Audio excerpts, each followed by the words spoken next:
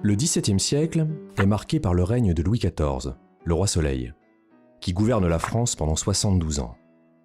Il renforce le pouvoir royal, notamment en faisant édifier le château de Versailles, où il réunit la cour. Le roi gouverne seul et décide de tout.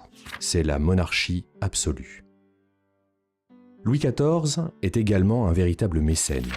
Il soutient les arts et les spectacles, entouré des plus grands auteurs de son époque.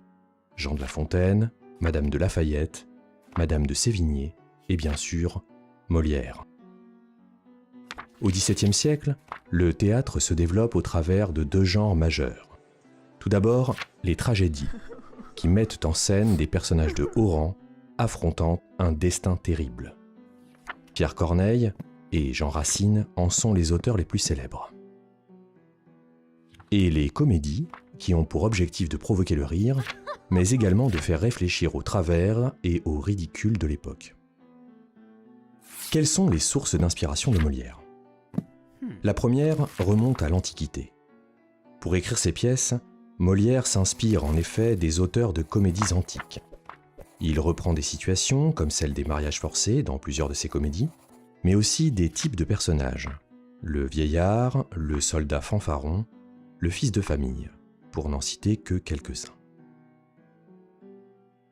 La deuxième inspiration vient du Moyen-Âge.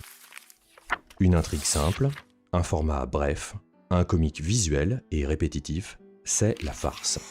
Une courte pièce de théâtre populaire qui cherche à faire rire avec des situations grotesques. Molière y puise son comique, des coups de bâton et des grimaces. Sa troisième inspiration vient d'Italie. La commedia dell'arte est une forme de théâtre très populaire du XVIe jusqu'au XVIIIe siècle.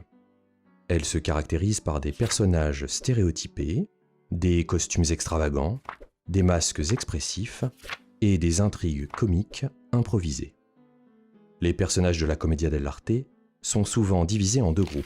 Les zanni, serviteurs, jeunes, énergiques et comiques, et les vecchi, vieillards, plus âgés, plus sages et plus autoritaires. La commedia dell'arte est souvent jouée sur une place publique ou dans une cour. Les acteurs improvisent leurs dialogues et leurs mouvements, créant des situations comiques à partir d'une trame de base. Au XVIIe siècle, à Paris, 3 grands théâtres permettent d'assister à des pièces. L'Hôtel de Bourgogne, le Théâtre du Marais et le Palais Royal. Les 4 troupes officielles s'y produisent. Les représentations ont lieu en général l'après-midi. Les spectateurs peuvent être placés dans le parterre, les galeries, les loges et même sur la scène pour les plus riches. On y parle, on y crie, on y chante en attendant le spectacle. En 1680, Louis XIV fonde le prestigieux théâtre de la Comédie Française, encore célèbre aujourd'hui. Le théâtre est un divertissement royal, mais aussi un art populaire. Molière crée avec Jean-Baptiste Lully plusieurs comédies-ballets qui mêlent danse, musique et chant. Malgré le succès populaire, les comédiens sont rejetés par l'Église, qui les accuse d'immoralité. Molière a ainsi été enterré en secret parce qu'il n'avait pas renoncé à son métier de comédien.